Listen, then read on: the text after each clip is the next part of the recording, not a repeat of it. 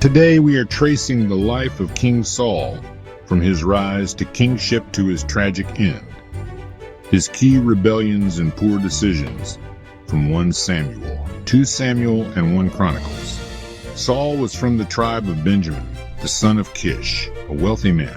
He was described as handsome and tall, standing head and shoulders above others.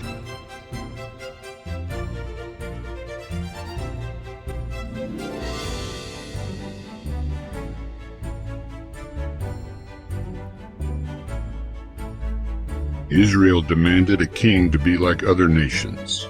God directed the prophet Samuel to anoint Saul privately, and later he was publicly chosen by lot and acclaimed by the people. Some doubted his kingship, but after Saul delivered Jabesh-Gilead from the Ammonites, he was confirmed as king at Gilgal. He led successful campaigns against various enemies: Philistines, Ammonites, Moabites, Edomites, Zobah, and Amalekites. In these battles, he failed God in so many ways due to his impatience. In one of battles with the Philistines, Saul waited 7 days for Samuel, as Samuel had instructed him earlier. But Samuel still didn't come. Saul realized that his troops were rapidly slipping away. He grew impatient waiting for Samuel to offer a sacrifice. So he demanded, "Bring me the burnt offering and the peace offerings." And Saul sacrificed the burnt offering himself. This was a huge violation, as only priests or prophets were authorized to offer sacrifices. Just as Saul was finishing with the burnt offering, Samuel arrived. He went out to meet and welcome him. Samuel rebuked him and declared his kingdom would not endure. God would choose a man after his own heart, David. Saul was quite impulsive.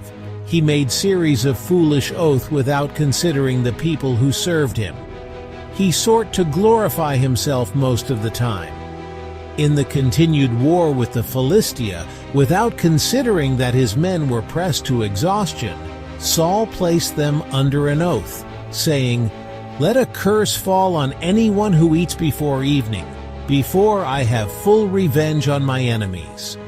So no one ate anything all day, even though they had all found honeycomb on the ground in the forest.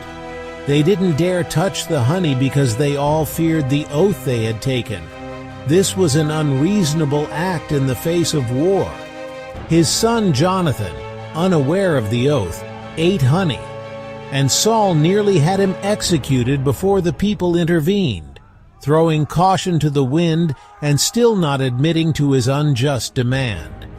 The people rescued Jonathan and stopped his father's decision, which filled with ego.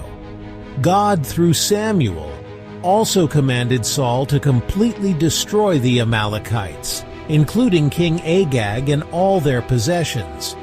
Saul spared Agag and the best livestock, claiming he intended to offer them as sacrifices.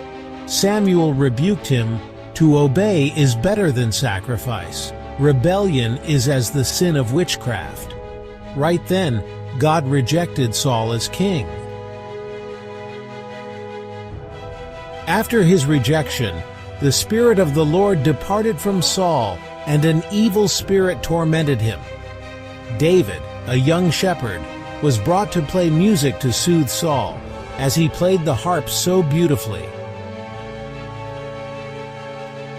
David's success, especially after killing Goliath, fueled Saul's jealousy. He repeatedly planned attempts to kill David. Despite David sparing his life twice, Saul continued his obsession.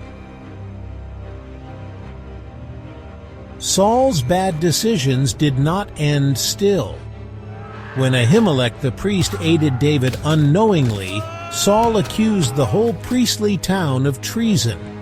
He ordered the massacre of 85 priests and the entire city of Nob, carried out by Doeg the Edomite. This was a horrific abuse of power and showed Saul's deep paranoia.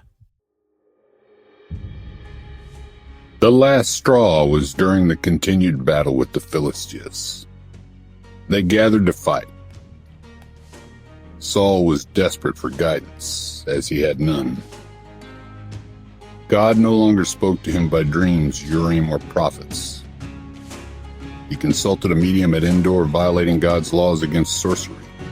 The spirit of Samuel appeared and foretold Saul's death. Tomorrow you and your sons will be with me. Saul and his sons fought the Philistines on Mount Gilboa. His sons, including Jonathan, were killed. Saul was critically wounded and, not wanting to be captured, fell on his own sword. Later, an Amalekite falsely claimed to have killed him, hoping for a reward, but was executed by David. The Philistines desecrated Saul's body by hanging it on the wall of Bethshan. The people of Jabesh Gilead retrieved and buried his remains. Saul ruled for 42 years, but died tragically. Though he had early potential, his disobedience, insecurity, and lack of repentance led to his downfall.